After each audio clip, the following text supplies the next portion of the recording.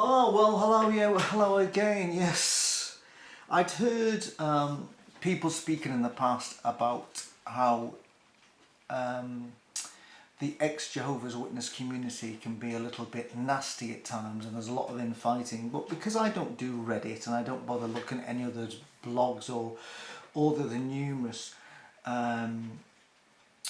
websites have been set up by ex-Jehovah's Witnesses, I've been oblivious completely to how nasty the ex-Jehovah's Witness community can be to each other. Until, of course, I did that video about my initial response to the Lloyd Evans Prozziegate scandal.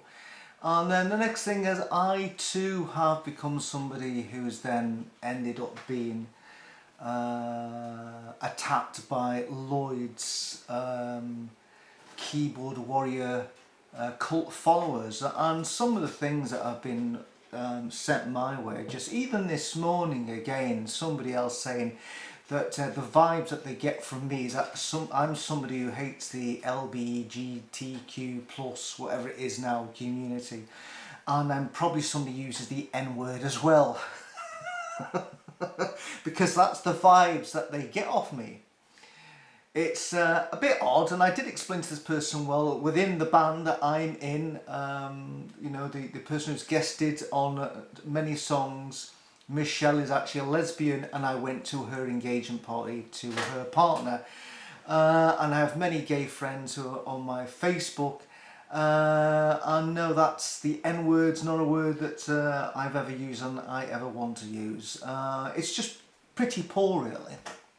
And that's the sort of crap that's been heading my way just because I did what I thought was a frank and open video about how I really felt let down by Lloyd.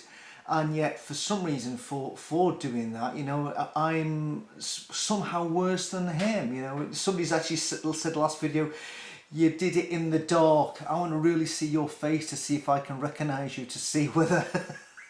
He says you're British, so clearly you're known for speeding and drink driving and fiddling your tax reports, and also I want to recognise if you ever go and visit my cousin's brothel. It's just stuff like that, you know.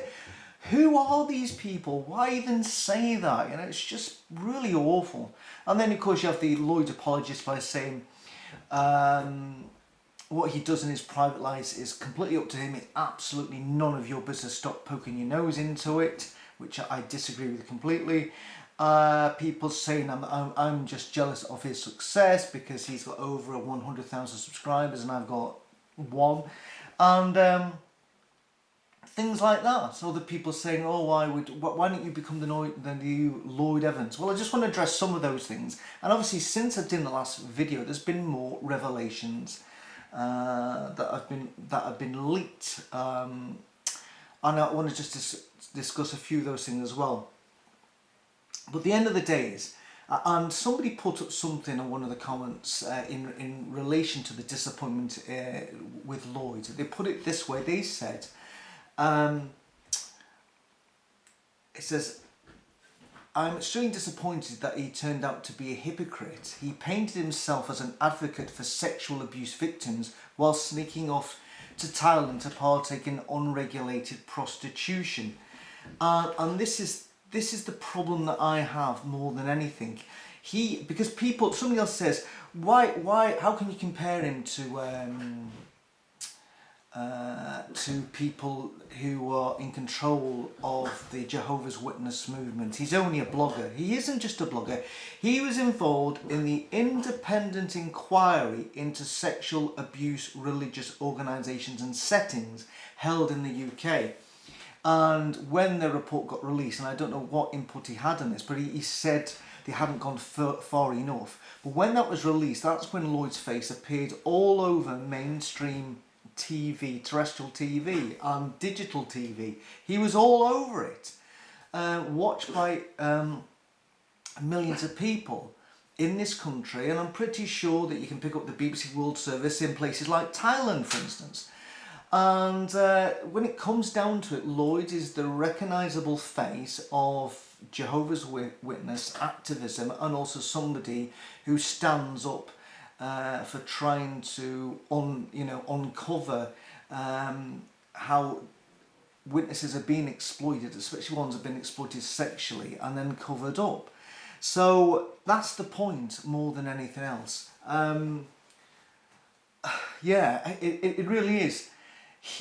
Let's think about it. He told Kim Silvio something I'm sure she didn't want to know, and then I had no consideration of how she was going to then have to deal with that. Imagine being landed with that and then told to keep quiet.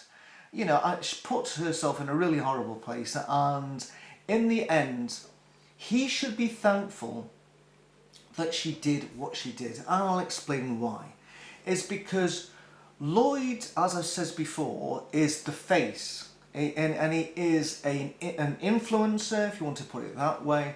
And she's seen by maybe millions and billions who watched the Aftermath Leo Remini special. He was on the panel there as well. He appeared, like I said, on TV, and I'm sure if there's another shitstorm hits the Jehovah's Witnesses, and in wanting to get a spokesman for the ex-Jehovah's Witness community, they've got all the contacts. We've got to get Lloyd Evans in before, so he is the face. And Lloyd is he's quite recognisable in more ways than three. He's quite a big chap, and he's very recognisable with his beard, his nose, and his hair. And he's when I'm saying big, he's very, very tall.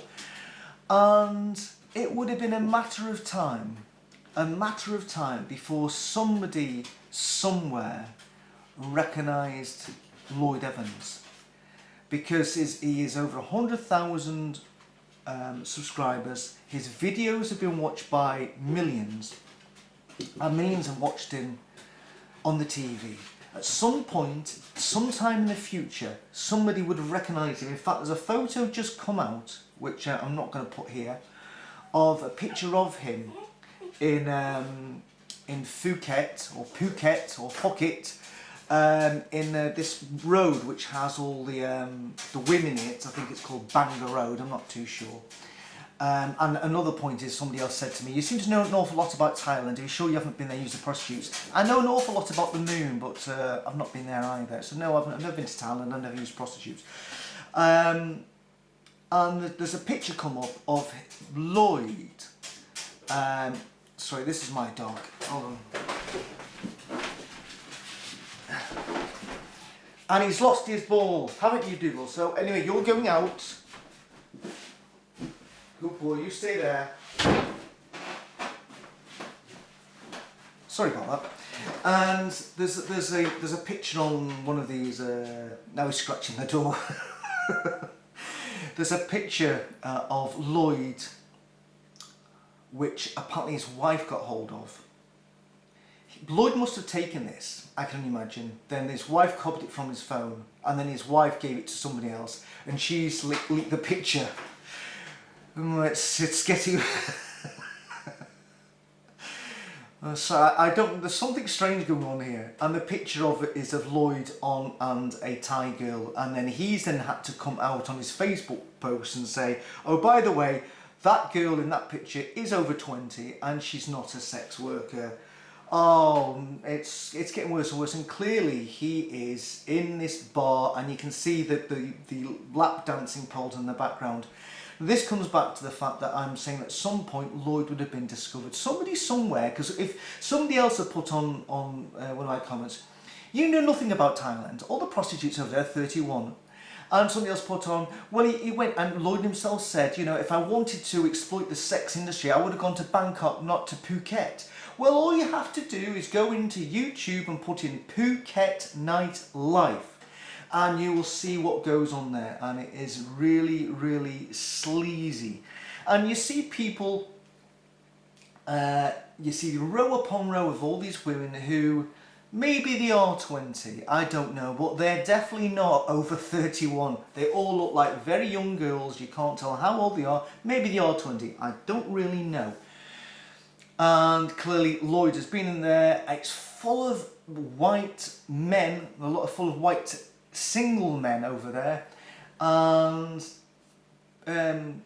Phuket has a thriving sex industry.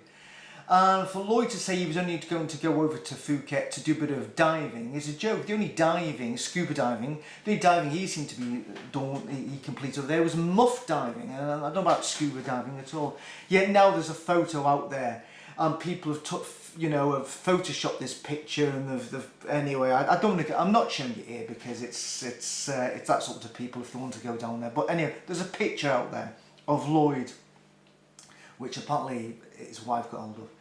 Now, according to the timeline, as far as I'm aware, that his wife had discovered pictures prior to that. So you have to think to yourself is, Lloyd at this moment was literally like a bomb waiting to go off, because he'd been taking pictures of his encounters with prostitutes before Thailand. A bit like where maybe a serial killer takes trophies home so he can reenact the whole thing again. He was taking pictures, and his wife found them on his phone, and then the shit hit the fan, and that's when he decided to go go to Thailand to put his head together. He'd been caught using prostitutes and decided to go to the country known for the most abused, the country that abuses children in the sex industry more than any other country. He goes to Phuket, where it's, well, just watch the video.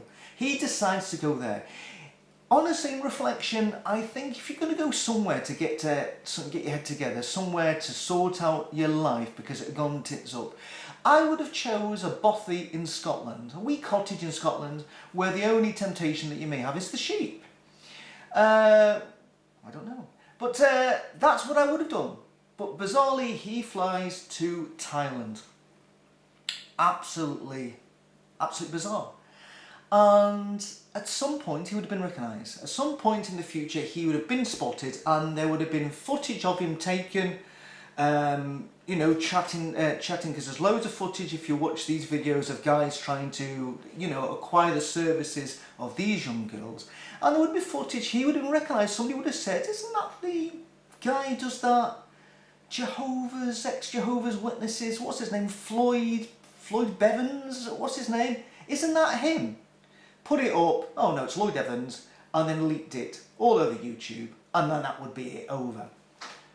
And it'd be worse than what it is now, because at the moment the only leaked anything on Lloyd is just him with a picture of this girl. At least there's no pictures or video of him all tied up with an orange in his mouth, and somebody going, and him doing nothing about it and saying, and then maybe blackmailing, extorting him for money. I don't know. But all that Kim Silvio did was literally lit the fuse of a bomb that was gonna go off at some time. So please, can we literally get at, people say, oh, she's betrayed Lloyd, she's betrayed the family. Literally, Lloyd was a bomb that was ready to go off, and I think there's still going to be more fallout from this. I think there are more things to drop down. So, watch this space. So, Lloyd goes over to Thailand to do scuba diving, but was instead involved in muff diving. And for a guy who's an advocate for a defender of the sexual exploitation of children within the religious organisations, to go over to a country and then to acquire the services of girls who look about 20, let's just say that the prostitutes he's always used were always over 20. Let's say they all were over 20. How did he know that for a kickoff? He says he assures us they were over 20. Did he actually ask them, just before the deal was done and just before, they started a bit of foreplay? What documentation did he see? Just want to check, just before, just hold on a second down there. Can you just check, what have you got to prove you're over 20? Because I'd hate to think I was exploiting somebody who was under 20. What have you got? What's this? Oh, a photocopy. It looks like you. It's just, it's a hard one to swallow. A hard one to swallow. And we know how Lloyd loves interviewing people. So I can't understand why he never thought you know, when she was involved in maybe starting to, you know, started to go down on little Lloyd. I can't understand why he never said, oh, just out of interest, I was just wondering, you know, because you know he always likes people's life story. Just explain, how did you get to where you are now, sucking my knob? Oh, hold on a second. Let me just get you off little Lloyd. Turn you around. Right, here we go again. You can talk now. I can hear what you're saying now. And I'm absolutely positive that she never said, oh yes, when I finished school at 16, I went on to college for another 2 years. I came out of college when I was 18. I was working in an office. It wasn't working out for me, and then I did a bit of bar work, and I thought I could earn some more money if I actually let men violate my body from every single angle. I'm pretty sure in a country that's known for its underage sex industry that a lot of these girls that he now says are only 20, that he's gone on to exploit, I reckon probably they started when they were younger. Did he go on to ask them where they lived at night? Where did they sleep down? What accommodation they got? How much of the money that they keep? Have they ever been beaten up by punters? Are they part of a criminal control gang? All those questions which he, within his sort of investigative mind when it comes to things with the witnesses, all of a sudden when it came down to getting blown by a prostitute, he decided he wasn't going to inquire any further. I'm sure if he'd asked these girls, they would have come out with some really sad stories, and that probably behind their eyes are actually already dead. You know, they're probably already dead behind their eyes. They're probably already dying inside, having to do what they have to do night after night, week after week, month after month, until they are no longer any use to whoever owns them. It's staggering. It's staggering. So that's what I can't get over. I can't get over that more than anything, to be honest with you. And then people have been, then people have been going on about the video, saying that it was really transparent. I kid you not, that video which he put up, which now you cannot see in his channel, but if you, there is on other witness, Jehovah's Witness websites, you can actually, it's still a live video, but it's unlisted, so you can watch it. And I never watched it all, because literally when it came to the bit where everybody starts going, Lloyd, you know, we're there for you, and people started giving him more money. And people have commented on me saying they're still going to give him even money, and people have said they haven't given him money before. But they're going to start giving him money now. What's that? So because next time he uses prostitutes, he can have a threesome or a foursome. Oh, the mind boggles. But anyway, that video he did, I never watched it all, and then somebody said to me, I comment on it, you should have seen it later on, he started breaking down in tears, and I did go back to see bits of it, and I was absolutely cringing. It was like he was crying through his eyes, making sure he was in camera frame, and his wedding ring went from his wedding ring finger to his pinky at some point as well. It was just, it reminded me of, it was a Jimmy Swaggart moment. If you've ever seen, you should do the bit where Jimmy Swaggart, he called out another pastor for prostitution, and then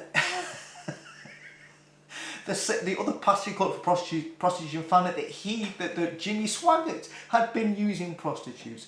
And then of course he stood up in front of his, you know, it's telly, it was broadcast on the TV with thousands of people in attendance. He did that, I have said. It was just awful. Watch it on YouTube, it's a classic moment. And then it's Lloyd's video was similar to the bit where Clinton goes, I did not have sexual relations with that girl. No, she just sucked you off.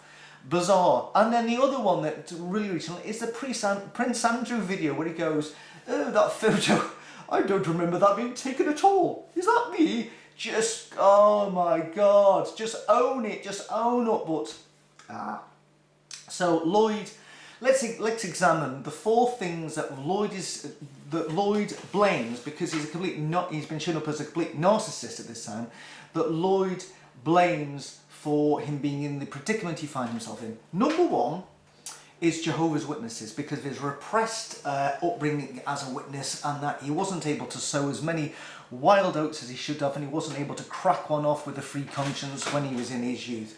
Well, as I said before, anybody who was a former Jehovah's Witness was brought up the same repression, but not all of us have then gone down the road of using other people's money sent to us for our activism activity to get involved in extramarital sexual activity. So for him to blame the witnesses, what happened 20 years ago, is just a little bit much, to be honest with you. The second person that he blames is little Lloyd. Little Lloyd gets blamed. Yes, apparently he doesn't have complete mastery over his own penis. He talks of his penis as though it's in the third person. Oh, it's just a separate, complete entity to him. It's like Lloyd seems to be blaming his penis, that when nice Lloyd goes to bed and he's cuddling his wife, that Lloyd's penis detaches himself from his body and sneaks in up onto the laptop and books trips to Thailand. Then goes back and reattaches itself to Lloyd's body. And then in the morning, Lloyd wakes up and goes, "Penis, little Lloyd, what have you done? You've booked flights to Thailand, to Phuket. What's going on? It's not known for its scuba diving, it's known for its muff diving. Little Lloyd, what have you done? Oh, I'll have to accompany you now, little Lloyd, because wherever you go, I have to go too, and I have to make sure you're all right. And that whatever you do, little Lloyd, over there, that you wear a condom so that you don't pick up HIV from a lot of the prostitutes over there who are HIV positive." Somehow, it's not Lloyd that's to blame for what little Lloyd gets up to.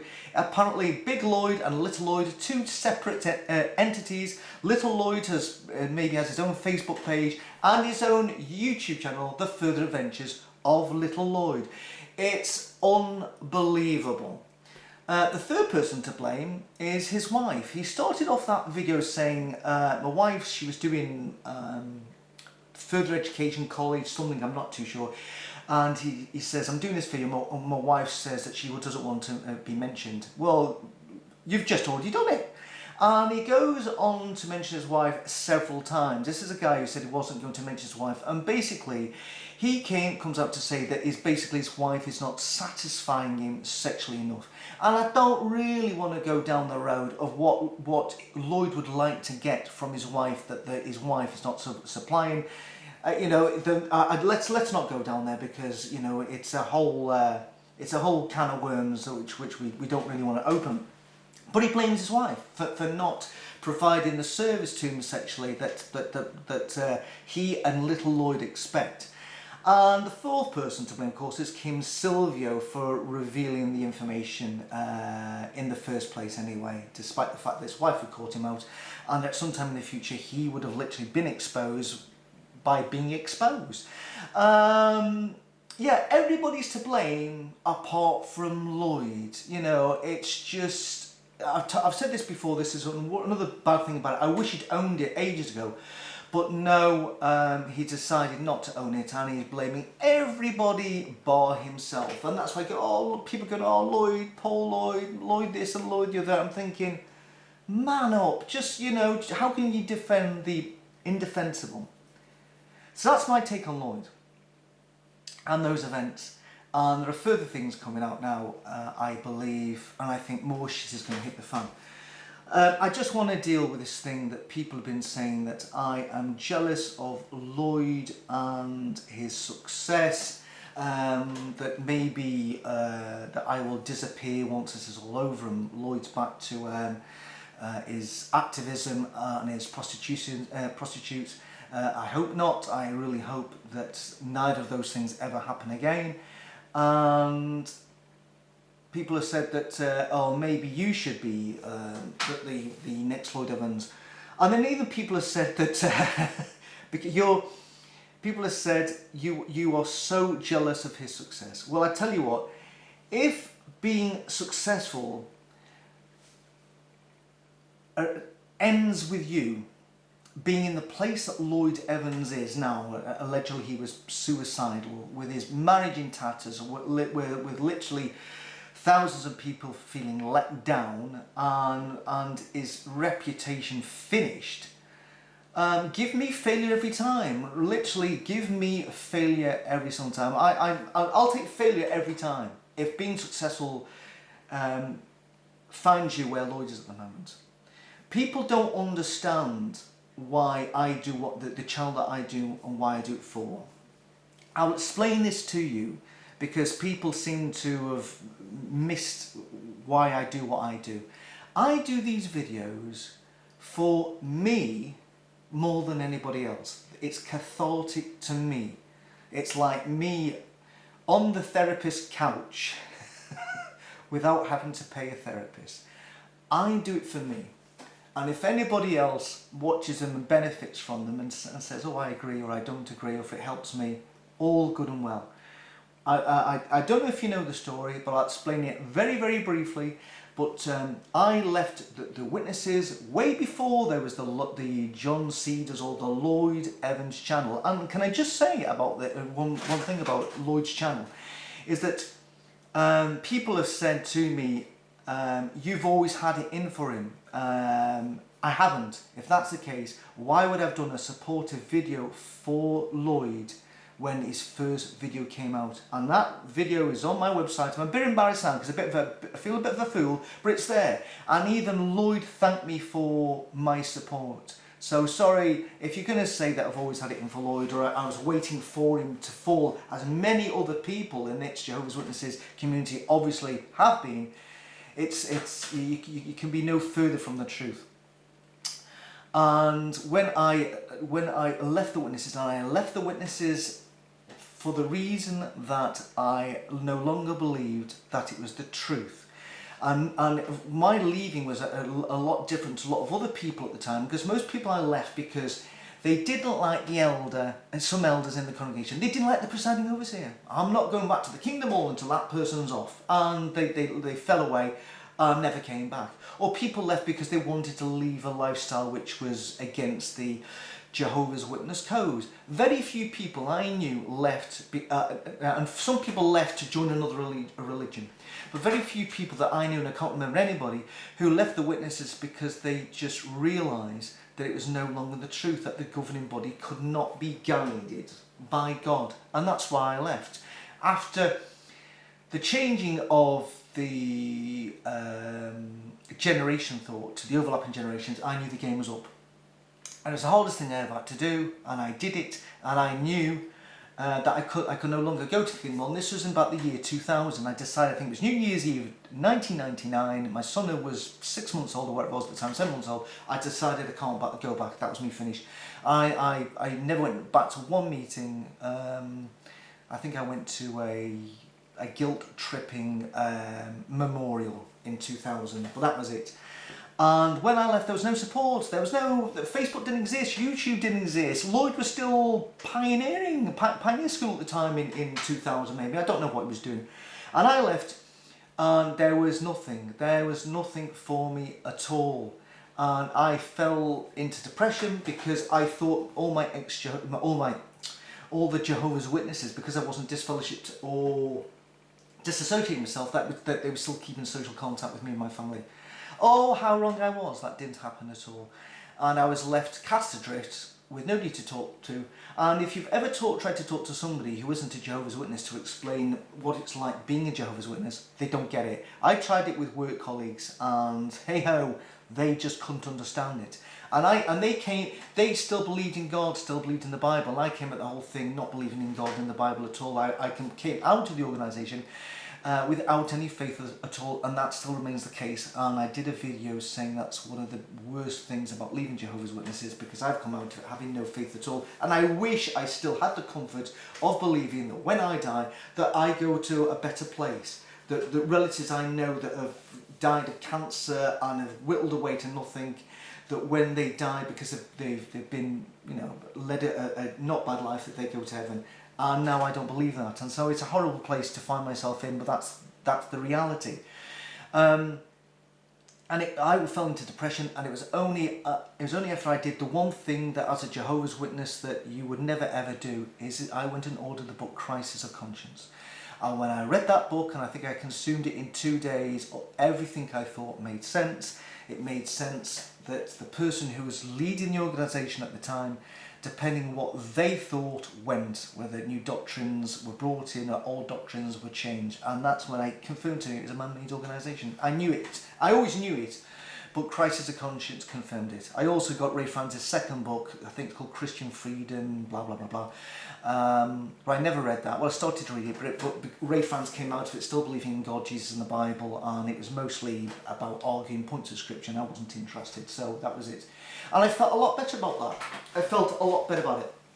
And I left behind, I cracked on with my life, I moved an hour and a half away where I lived before I started anew. And I made new friends down here and didn't really talk about my ex-Jehovah's Witness past at all. And that was that. The band that I was in, Always the Way, the one that the one that had started in 1984 in the Air congregation with 3 brothers when I was 21, somehow through Facebook we managed to get back together 25 years after we'd originally split up, 25 years later. But by that time, I was, 26? Sorry, 46, 26 I wish. I was 46. And the moment had gone, literally. Who's going to take seriously a band of a bunch of old guys who are over 45?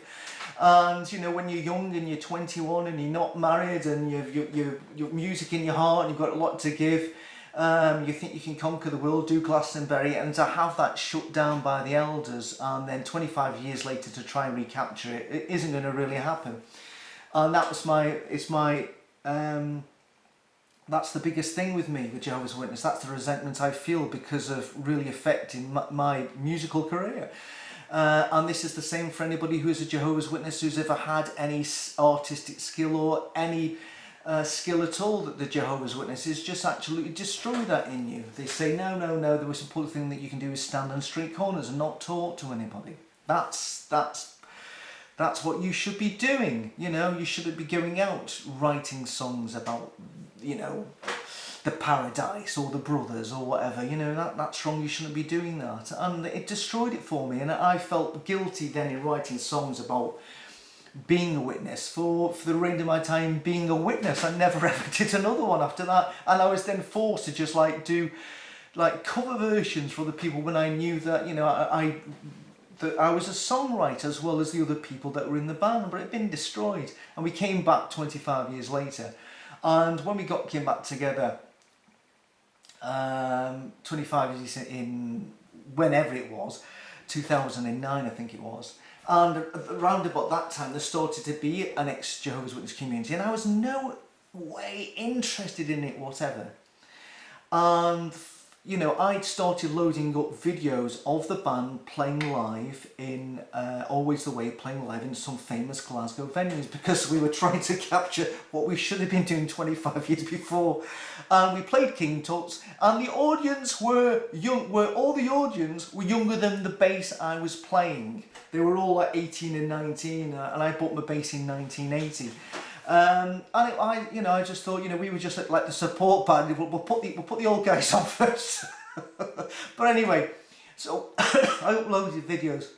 I was playing live and rehearsing on the Always the Way music channel.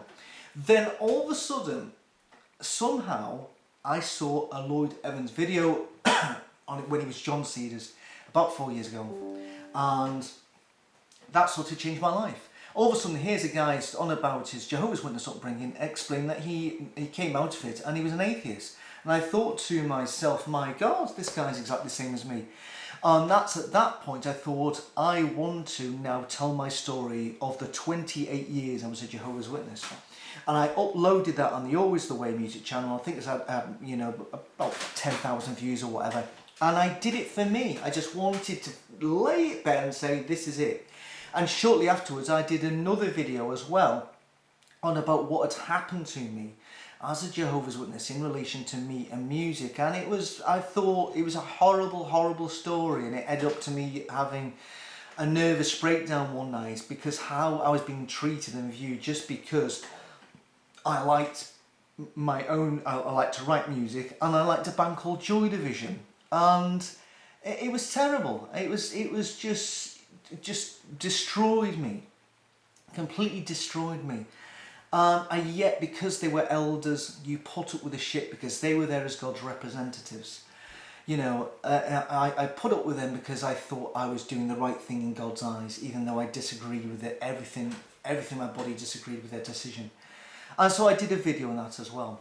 And then things started triggering me in relation to things I used to know. And then I thrown out all my literature, and then I just thought, what about that story about Tamar again? What about that story? And, oh, a spam call. What about that story about Tamar? And then I'd go back and print it off and then read it in front of the camera for the very first time with the blinkers off, and I'd read it. Because every time you got a Bible story in the witnesses regarding how awful it was, the witnesses painted God in a good light. God was a good guy. He had to do this and do that and do the other because of some shitty principle. I read that thing about Tamar, which actually involved prostitution, I believe, funny enough. And I read it in front of the camera, and all of a sudden, it was like, what the fuck's going on here? And I started to do even more, all the things that triggered me, until eventually the guitarist in the band said, look, is there any way that you can just take off all this ex-Jehovah's Witness Bible examination off the Always the Way music channel? Because it's not the place for it. And so, you know, I had to then take down all the videos bar one. I took them all down and started off the channel that I put videos on now. And they'd all had a lot of views. Then, of course, I put them on. They started off like 1 or 2 or 3 or 4 views. And that's all I do. I put these videos when something I read or something else I see or something I hear, and sometimes it has been something that Lloyd has put up, and then Lloyd goes on about one point, and I'm thinking, but Lloyd, what about this other point which has triggered with me but not with you? So then I talk about that. And they're not videos which go up every day, every month or every year. They go up when I feel that I've got something to say and when I can do it. And there's been less videos because, of course, the Jehovah's Witnesses haven't been carting. And as I've explained before so many times, wherever I went in the world, there's the carters. There are the carters. And I go and speak to these carters to just ask them questions, knowing that they would not have a logical answer. Again, confirming to myself that, yes, they are wrong and that I'm right. You know, it's just a validation of the fact that I made the right choice in, you know, all those years ago. And that's what I did. Of course, there's been less videos because the Jehovah's Witnesses have faded away to obscurity. And that's why I do the videos. I'm not trying to compete with Lloyd. I don't want anybody to send me anything, you know, leak footage. I wouldn't even know what to do with it. I'm not in competition because I never have been. I do it for myself more than anybody else. If anybody else likes the videos, well, like I said, all well and good. I am turning 60 this year. I have 2 part-time jobs. One of them sees me getting up at 5:30 in the morning and working for 10 hours. I'm trying to renovate the house that I've now moved to. I've got a lot of other interests. There's other YouTube channels. I've got my Always the Way channel. I've got a Manchester United channel. I do a lot of things in relating to Facebook channels that I've set up relating to Scottish history. I do a lot of other things. And this Jehovah's Witnesses beliefs discuss is just a small part of it. I'd rather what's left of my time be writing music.